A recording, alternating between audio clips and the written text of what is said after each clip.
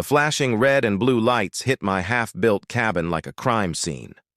3 squad cars pulled up, sirens blaring through what had been a quiet morning. I set down my hammer, heart pounding in disbelief, as officers stepped out, hands resting on their holsters. Behind them, strutting like she'd just busted a cartel, was none other than Brenda Harrington, president of the Maplewood Estates HOA. "That's him!" she screeched, jabbing a manicured finger toward me. "That's the squatter who's illegally building on protected HOA land." The lead officer, tall with silver at his temples, approached carefully. "Sir," he said, voice steady but cautious, "I'll need to see some ID and any permits you've got for this construction."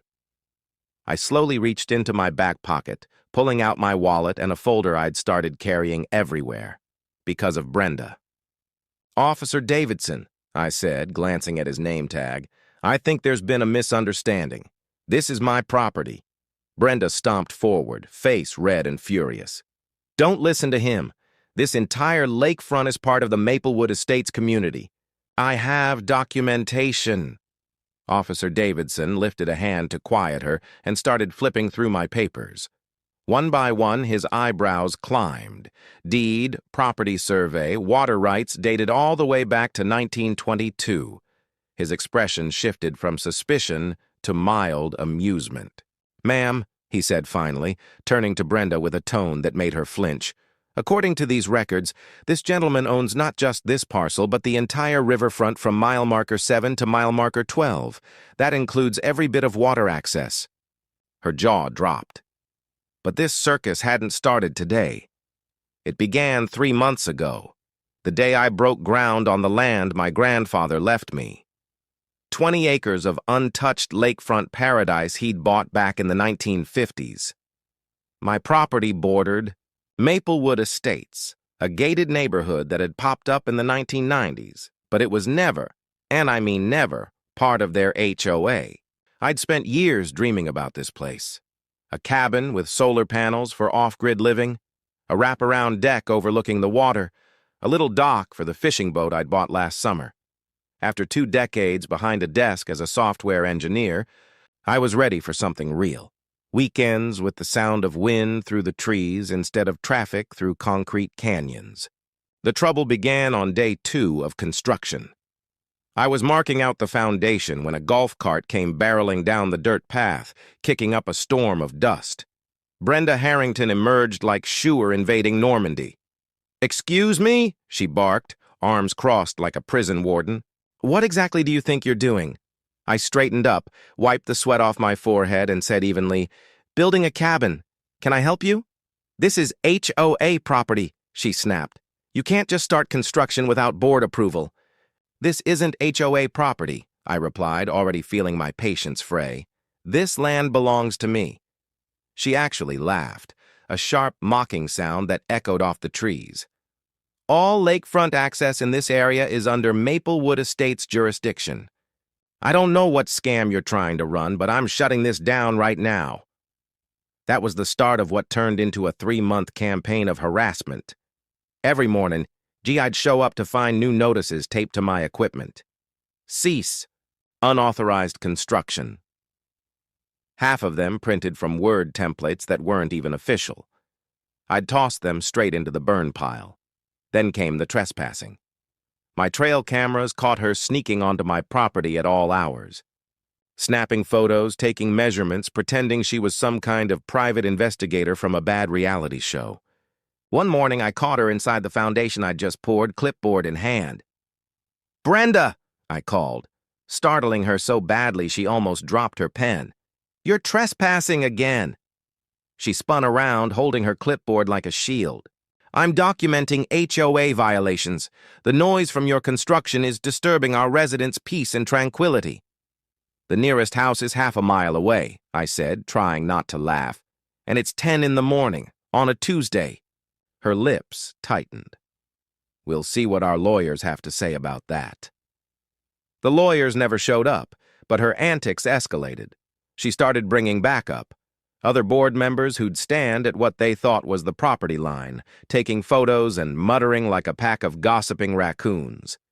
One day, she brought a man she introduced as the HOA's Environmental Compliance Officer, which I'm pretty sure was just her nephew wearing a polo shirt and an attitude.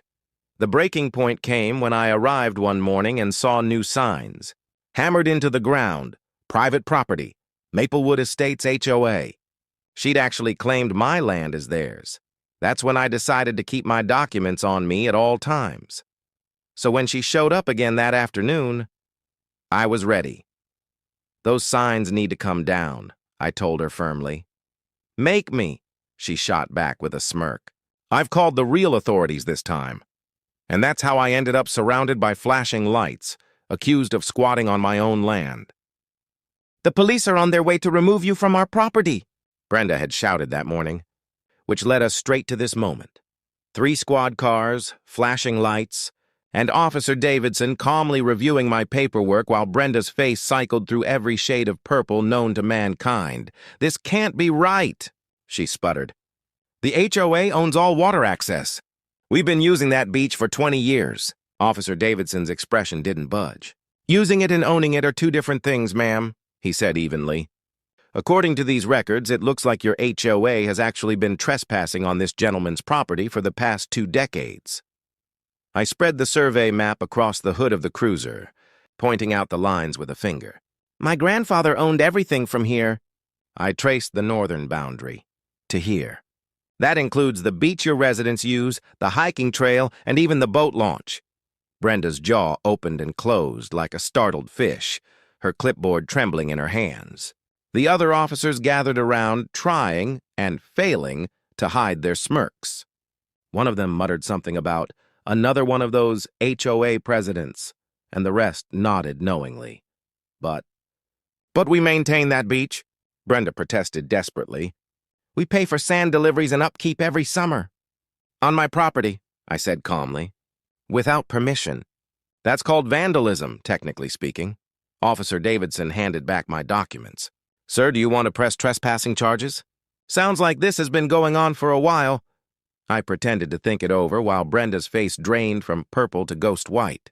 Not this time, officer, I said finally. But I'll be putting up official boundary markers and no trespassing signs. Anyone crossing them after today will be prosecuted. You can't do this, Brenda shrieked.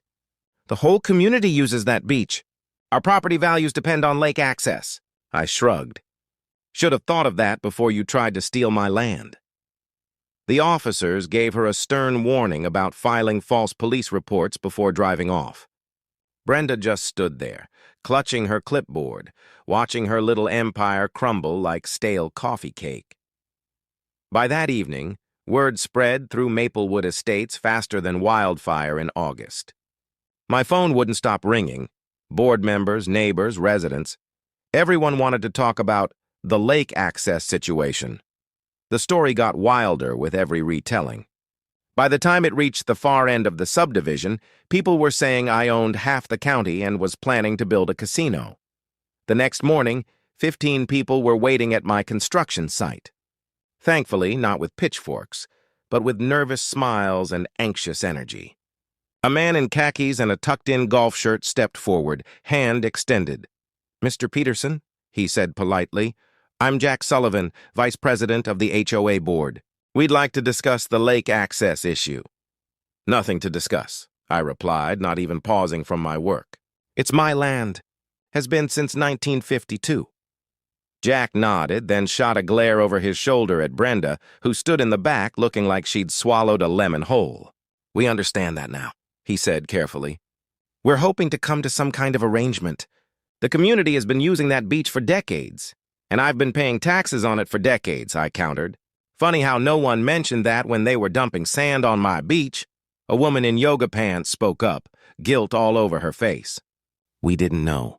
Brenda told us the HOA owned everything down to the water line. More glares. Brenda seemed to shrink where she stood, all that bluster gone. Jack cleared his throat. We'll be holding an emergency board meeting tonight.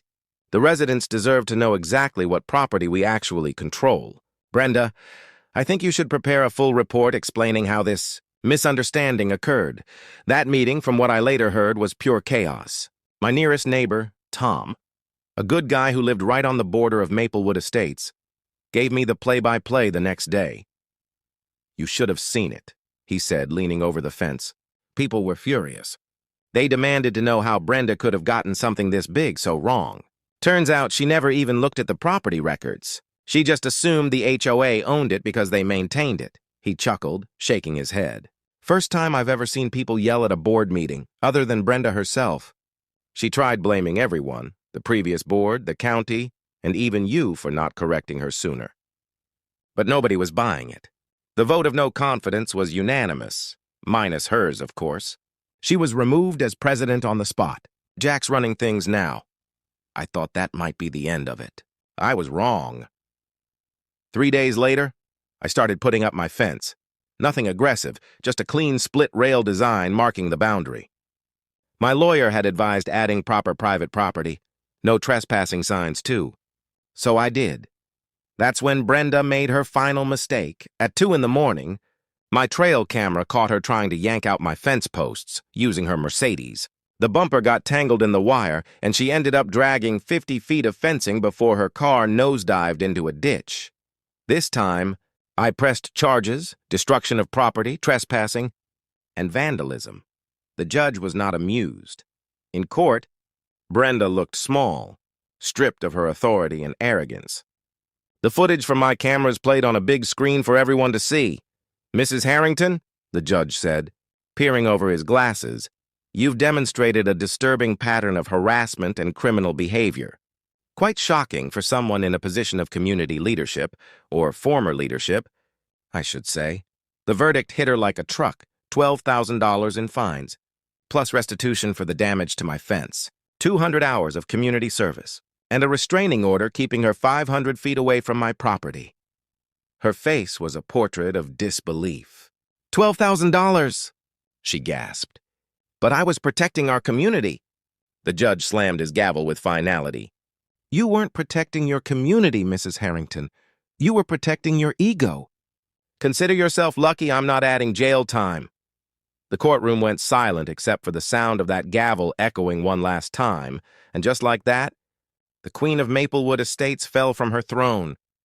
All because she couldn't stand the idea that someone else owned the view she thought was hers.